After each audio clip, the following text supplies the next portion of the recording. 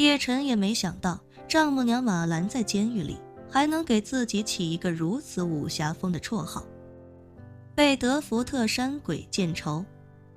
不得不说，这个绰号听起来还真是有点气势。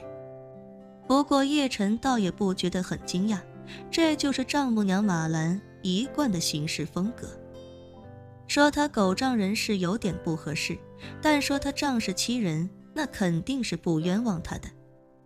没想到2-3天的功夫，他就能混成贝德福德山鬼见愁，看来他在里面的生活确实是如鱼得水。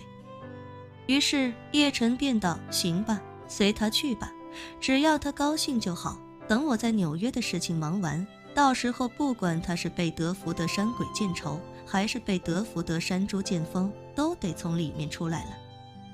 万破军点了点头，笑道：那我就等您的通知。好，叶晨笑道：你先去忙吧，我去大巴车上看看，还有点事没有收尾。万破军恭敬地说道：好的，叶先生，那属下先去忙了。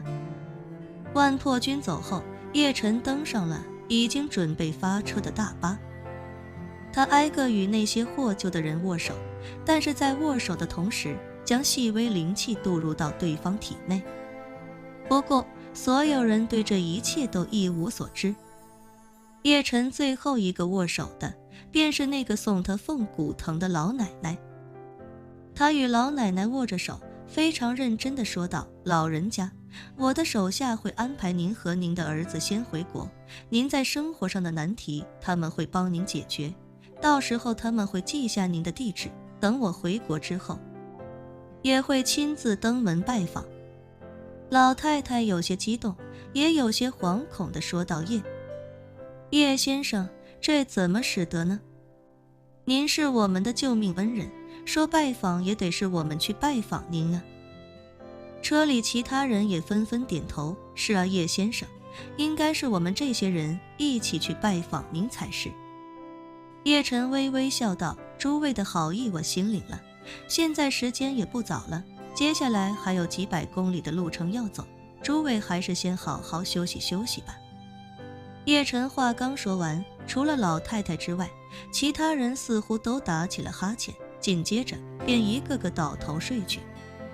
老太太此时有些惊讶，开口道：这些人怎么说睡就睡了？叶晨笑着说道：老人家，您也抓紧时间休息休息吧，我回国之后一定会登门拜访，只是到时候您可能不认得我了，不过不要紧，我到时候会自称是您丈夫生前好友的后代，到时候我会帮您和您儿子安排好将来的一切，让你们此生再无后顾之忧。老太太听得一头雾水，她笃定地说道：叶先生，我虽然年纪大了，但脑子还好用着呢，您放心，我肯定不会忘了您的救命之恩。叶晨知道他不明白自己话里的意思，于是便笑着说道：老人家要发车了，您早些休息。话音刚落，一丝灵气渡入老人经脉，老人很快便沉睡过去。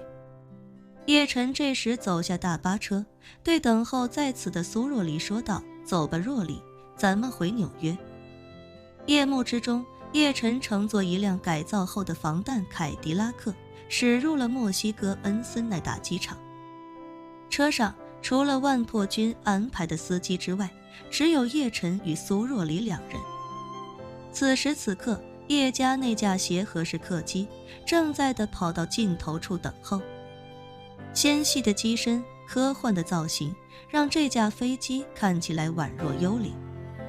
这架飞机是叶晨提前安排，专程从国内飞来墨西哥，载他返程的。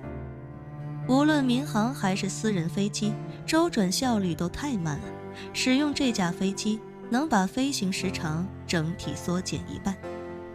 叶晨的车刚出现在机场跑道上，机舱门便从内打开，两道人影迅速走下飞机，在登机云梯前一左一右的恭敬等候。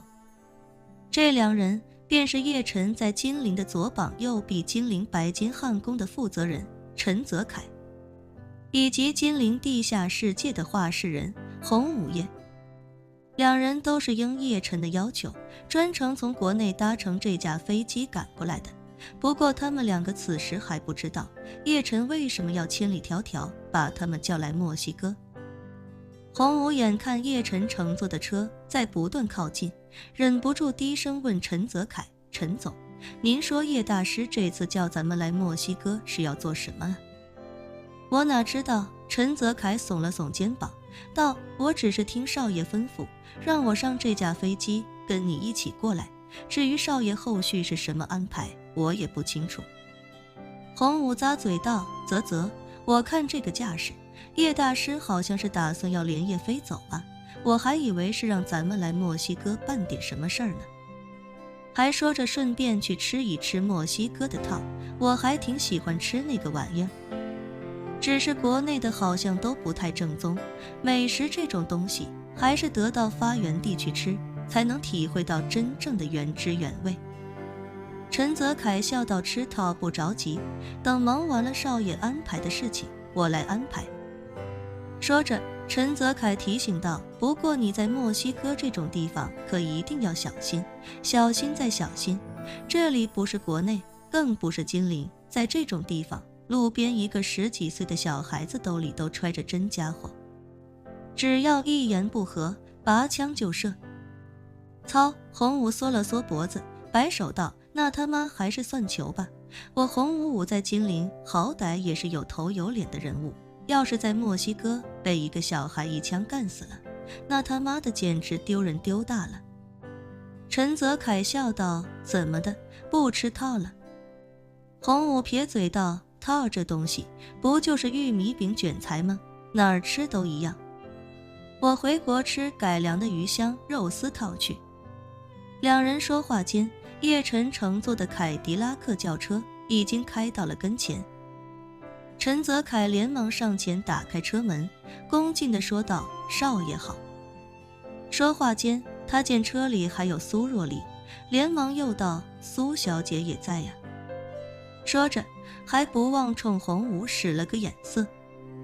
洪武最有眼力劲儿，毫不犹豫地绕到另一侧，把另一侧的车门也打开，恭敬地说道：“叶大师好，苏小姐好。”苏若离倒是有些不太习惯，礼貌地说道：“洪先生好，陈先生好。”叶晨下了车，对两人说道：“辛苦你们不远万里地跑一趟，最近可能要在纽约办点事情，怕信得过的人手不太够用，所以就把你们叫过来了。”陈泽楷正色道：“少爷，我们的职责就是为您效力，这点是怎么能算辛苦呢？都是分内的事。”洪武也嘿嘿笑道：“是啊，叶大师，我洪武就是你叶大师的一块砖，哪里需要哪里搬，而且我还是带腿的砖，只要您需要，不需要您搬，我自己就能跑过来。”叶晨笑道：“洪武，这段时间没有你，西方艺术领域不知道因此少了多少人体书法作品。”洪武咧嘴一笑：“不怕的叶大师，我这回来贴身带着刀呢，随时随地能创作新作品。”好，叶晨点头一笑，对两人招手说道：“走吧，咱们上去说。”